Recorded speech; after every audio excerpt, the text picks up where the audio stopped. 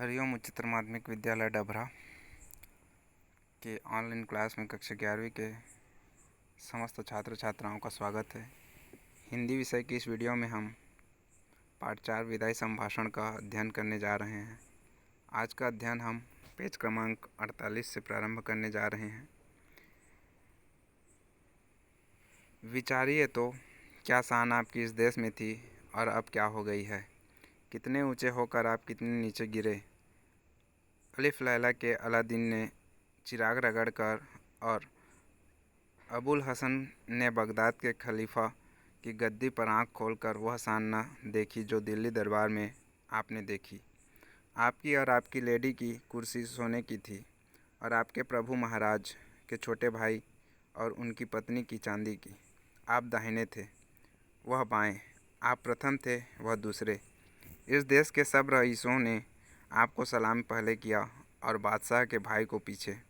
जुलूस में आपका हाथी सबसे आगे और सबसे ऊंचा था। हौदा, चंवर, छत्र आदि सबसे बढ़ चढ़कर थे। सारांश यह है कि ईश्वर और महाराज एडवर्ड के बाद इस देश में आप ही का एक दर्जा था, किंतु आप देखते हैं कि जंगी लाट के मुकाबले में आपने पटखनी खाई, सिर के बल नीचे आ रहे हैं। आपके स्वदेश में वहीं ऊंचे माने गए आपको साफ नीचा देखना पड़ा, पद त्याग की धमकी से भी ऊंचे न हो सके। तो लेखक बाल मुकुंद कृष्ण जी ने यहाँ पे ऐसा वर्णन किया है कि जो लॉर्ड कर्जन जो हमारे देश में भारत में वायसराय बनकर दोबारा आए, तो उनका जो पहला कार्यकाल था उससे जनता नाखुश थी और दोबारा उन्हें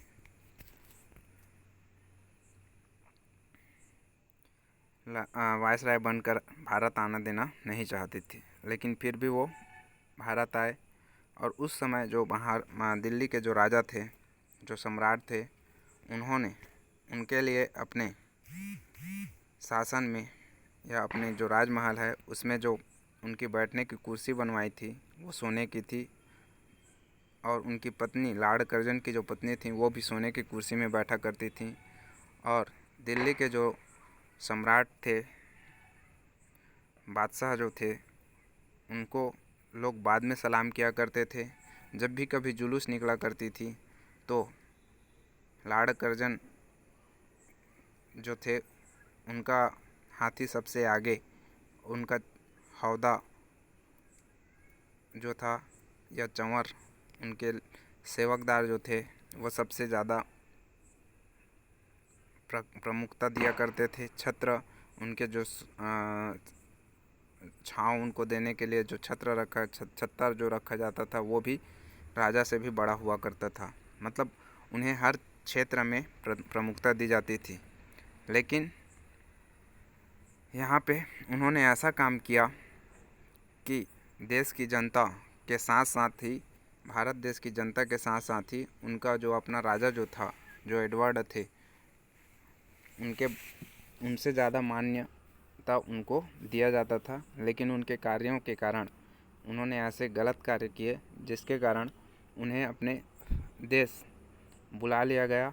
और जब उन्होंने अपने वायसराय के पद से इस्तीफा देने की धमकी दी, जब उनके बात को ब्रिटिश सरकार ने मानने से इनकार कर दिया, तो उन्होंने अपने पद से इस्तीफा देने की धमकी दी। उसको भी ब्रिटिश सरकार ने स्वीकार कर लिया और उन्हें उनके पद से हटाकर वापस ब्रिटेन बुला लिया। इसी घटना का वर्णन करते हुए जो लेखक हैं वो कह रहे हैं कि जिस प्रकार मुकाबले में पटखनी, मतलब जब मल्ल युद्ध होता है तो उसमें किसी व्यक्ति को सिर के बल पटका जाता है, वैसे ही लॉर्ड कर्जन जब भारत में दोबारा वायसराय बनकर आए थे तो उनकी हालत हो चुकी थी। लोग उन्हें ज़रा भी पसंद नहीं करते थे, सभी उनको नापसंद करते थे। आप बहुत धीर गंभीर प्रसिद्ध थे। उस सारी धीरता गंभीरता का आपने इस बार काउंसिल में बेकानूनी कानून पास करते और कन्वोकेशन वक्तृत्वता देते समय दिवाला निकाल दिया। यह दिवाला तो इस देश में हुआ, उधर विलायत में आपके बार बार इस्तीफा देने की धमकी ने प्रकाश कर दिया कि जड़ हिल गई है। अंत में वहाँ भी आपको दिवालिया होना पड़ा और धीरता गंभीरता के अंत में वहाँ भी आपको दिवालिया होना पड़ा और धीरता गंभीरता के साथ दृढ़ता को भी तिलांजलि देनी पड़ी। इस देश के हाकिम आपकी ताल पर नाचते थे।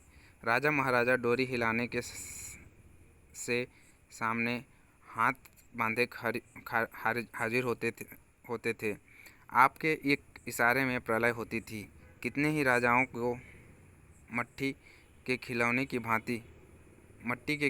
भांति आपने तोड़ फोड़ डाला। कितने ही मट्टी काठ के खिलौने आपकी कृपा के जादू से बड़े बड़े पदाधिकारी बन गए। आपके इस इशारे में इस देश की शिक्षा पायामाल हो गई, स्वाधीनता उड़ गई। बंग देश के सिर पर आरह रखा गया। इतने बड़े माइलाड का यह दर्जा हुआ कि फौजी अफसर इनके इच्छित पद पर नियत न हो सका और इनको उसी गुस्से के मारे इस्तीफा दाखिल करना पड़ा। वह भी मंजूर हो गया। उनका रखाया एक आदमी नौकर न रखा, उल्टा उन्हीं को निकाले जाने का हुक्म मिला। तो जब वायसराय बनकर आए लॉर्ड कर्जन, तो पहले जब वो वायसराय बनकर आए थे तो हमारे देश की जनता, भारत देश की जनता उन्हें बहुत ही धीर मतलब धैर्यवान और गंभीर मतलब बहुत ही विवेकशील या विचार से कार्य करने वाले के नाम से जानते थे। उस सारी धीरता गंभीरता का आपने इस बार काउंसिल मतलब जो कानून बनाने वाली जो समिति थी भारत देश में, उस समिति में कानूनी पास किया है ना। एक ऐसा कानून उन्होंने बना दिया जिसके कारण भारत देश की जनता उनसे नाखुश हो गई और कन्वोकेशन वक्तृता देते समय दिवालिया निकाल दिया।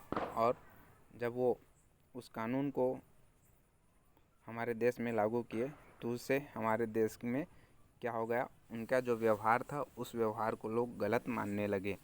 यह दिवाला तो इस देश में हुआ और यह घटना तो हमारे भारत देश में हुई, लेकिन इस कानून के कारण और लॉर्ड कर्जन की जो अपनी मनमानी थी उसके कारण उन्हें अपने देश में भी विलायत में आपके बार बार ब्रिटिश सरकार को इस्तीफा देने की धमकी दिया करते थे जब उनकी बात नहीं मानी जाती थी।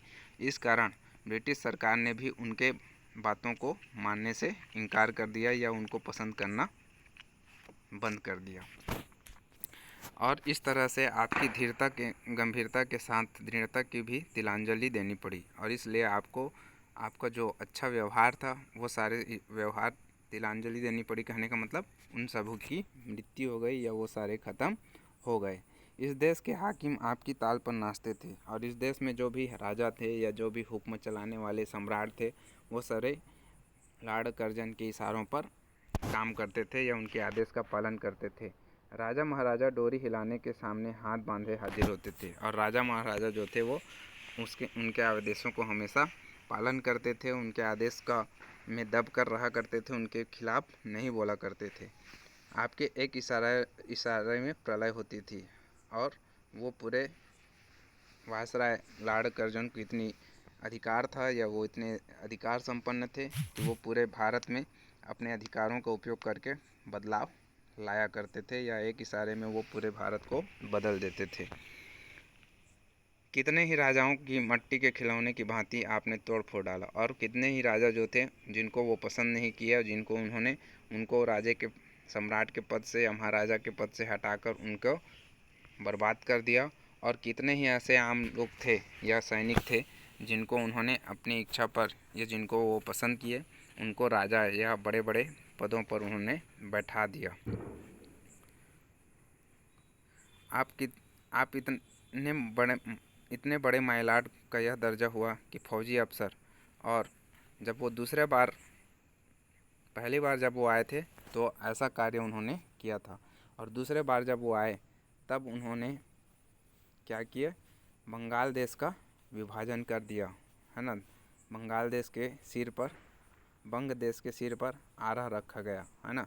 बंगाल जो क्षेत्र था उस क्षेत्र को उन्होंने 2 भागों में विभाजित करके क्या कर दिया, बांग्लादेश का निर्माण कर दिया या बंगाल के एक अलग क्षेत्र का घोषणा कर दिया।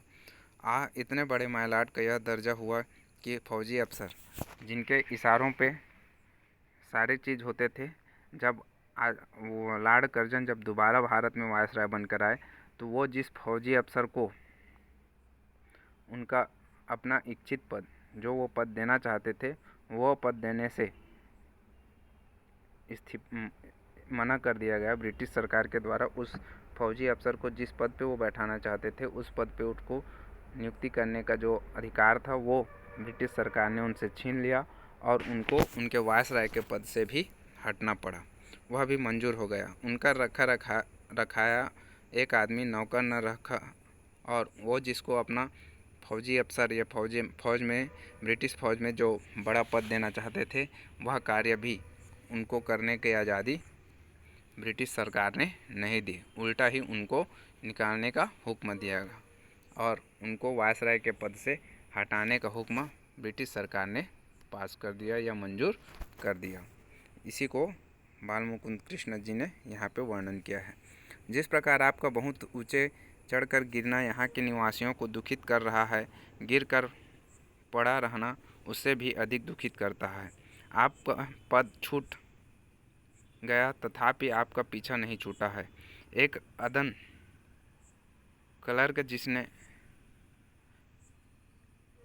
अदना क्लर्क जिसे नौकरी छोड़ने के लिए 1 महीने का नोटिस मिल गया हो, नोटिस की अवधि को बड़ी घृणा से काटता है। आपको इस समय अपने पद पर रहना कहाँ तक पसंद है, यह आप ही जानते होंगे। अपनी दशा पर आपको कैसी घृणा आती है, इस बात के जानने लेने का इन देशवासियों को अवसर नहीं मिला। पर पतन के पीछे इतनी उलझन में पड़ते उन्होंने किसी को नहीं देखा। तो बाल मुकुंद कृष्ण जी यहाँ पे कह रहे हैं कि जिस प्रकार आपका ऊंचे पद से, जिस प्रकार से एक अच्छा व्यवहार, अच्छी गरिमा आपने, अच्छा पहचान आपने देशवासियों के बीच में बनाया था, उसे आप उतना ऊंचा चढ़ने के बाद ऐसा आपने देशवासियों पे या भारत के निवासियों पे इतना नीचा गिर के उन्हें दुखित किया है और खुद भी दुखित हुए हो। गिरकर पड़ा रहना उससे भी अधिक दुखित रहता है और आप नीचे गिरे या आपको लोग पसंद नहीं करने लगे, वो आपको और ज़्यादा, उससे भी ज़्यादा बड़ी दुख की बात आपको अपना पद खोना पड़ा, वो सबसे ज़्यादा बड़ी दुख की बात साबित होती है। जिस प्रकार एक अदना क्लर्क मतलब एक छोटा सा क्लर्क जब उसको उसकी पद से हटा देने की घोषणा कर दी जाती है या उसका आदेश उसे 1 माह पहले मिल जाता है, तो उसे वह 1 माह किस कठिनाई से काटना पड़ता है उसको वही जानता है। उसी प्रकार आपको इस समय अपने पद पर रहना कहाँ तक पसंद है या किस प्रकार आपको अपने पद से हट जाने की जो घोषणा है या हटा देने की जो घटना है, उससे आपको कितना कष्ट हो रहा होगा, यह अनुभव करने का भारत देश के लोगों को अवसर नहीं मिला। पर बाल मुकुंद जी कह रहे हैं कि पर आपके पतन के पीछे इतनी उलझन में पड़ते उन्होंने किसी को नहीं देखा होगा और आपको जिस तरह से अपना पद खोना पड़ा, आपका जो व्यवहार था लोगों में, आपका जो नाम था, वो सारा चीज़ खोना पड़ा, इसके बारे में सोचते हुए, उलझन में पड़ते हुए किसी को इतना अधिक नहीं देखा गया है। माय लॉर्ड, एक बार आपने कामों की ओर ध्यान दीजिए। आप किस काम को आए थे और क्या कर कर चले गए। शासक प्रजा के प्रति कुछ तो कर्तव्य होता है, यह बात आप निश्चित मानते होंगे। सो कृपा करके बतलाइए, क्या कर्तव्य आप इस देश की प्रजा के साथ पालन कर चले? क्या आँख बंद करके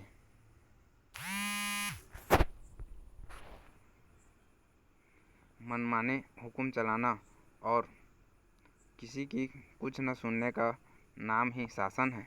क्या प्रजा की बात पर कभी कान न देना और उसको दबाकर उसकी मर्जी के विरुद्ध जिद से सब काम किए चले जाना ही शासन कहलाता है?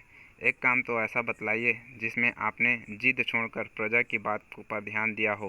कैंसर और जार भी घेरने घोटने से प्रजा की बात सुन लेते हैं, पर आप एक मौका तो बताइए जिसमें किसी अनुरोध या प्रार्थना सुनने के लिए प्रजा के लोगों को आपने अपने निकट फटकने दिया हो और उनकी बात सुनी हो। ना नादिर शाह ने जब दिल्ली में कत्लेआम किया तो आसिफा जहाँ के तलवार। तो इस पैराग्राफ पे बाल मुकुंद जी ये बतला रहे हैं कि जो लॉर्ड कर्जन है उन्हें संबोधित करते हुए कह रहे हैं कि माय लॉर्ड, एक बार आप अपने कामों को, जब वो दूसरे बार वायसराय बनकर आए तो दूसरे बार का जो कार्यकाल था उनका, उस कार्य को ध्यान में रखते हुए अपने कार्यों को ध्यान दीजिए। आप किस काम को आए थे, आप यहाँ भारत देश कौन सा काम करने आए थे और यहाँ आपने कौन सा कार्य किया। जो शासक होता है, जो राजा होता है, वो प्रजा के प्रति कुछ तो कर्तव्य, उसका कुछ तो जवाबदारी होती है। लेकिन आपने प्रजा के साथ अपने कर्तव्य का पालन किया क्या, कभी आप ये सोचते हैं या नहीं। ऐसा वो अपने भाषण में कह रहे हैं। क्या आंख बंद करके मनमाने हुक्म चलाना, सिर्फ आप अपना ही बात जिद करते थे या अपनी ही जिद को पूरा करने के लिए देश की प्रजा को कष्ट में डालते गए और देश की प्रजा की बातों को उन्होंने कभी सुना तक नहीं। इसलिए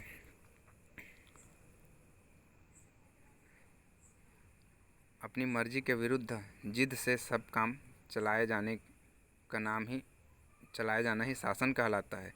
क्या आपके हिसाब से शासन वही है कि जो राजा चाहता है या जो शासक चाहता है वहीं उसकी इच्छा को ही पूरा करना ही शासन चलाना कहलाता है क्या? ऐसा वह प्रश्न इस पैराग्राफ में अपने भाषण के माध्यम से लॉर्ड कर्जन से कह रहे हैं और कह रहे हैं कि आप एक ऐसा काम बता दीजिए जब दूसरे बार आप वायसराय बनकर आएँ तो आप कोई भी एक अकेला ऐसा काम बतला दीजिए जिसमें आपने अपनी जिद को छोड़कर प्रजा की बातों को ध्यान में रखते हुए या प्रजा के हित में ऐसा कौन सा अच्छा कार्य किया है, वो बात मुझे बतला दीजिए। ऐसा वो अपने भाषण में कह रहे हैं। जब व्यक्ति को कैंसर या जार मतलब बुखार आता है या कैंसर जैसे बड़ी बीमारियां भी होती हैं, तब भी गहरे घोटने से प्रजा की बात सुन लेते हैं। तब भी व्यक्ति जो है प्रजा की बातों को या अपने जीवन के अंतिम समय में भी व्यक्ति दूसरे की बातों को सुनने के लिए पीछे नहीं हटता।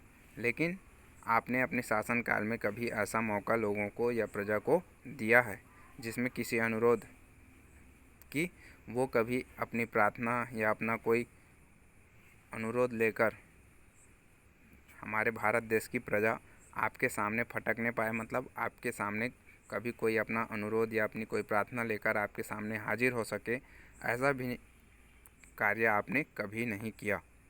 और वो नादिर शाह दिल्ली में जो कत्लेआम करने वाले जो शासक थे, उनके घटना का वर्णन करते हुए उन्हें उस घटना को याद दिला रहे हैं।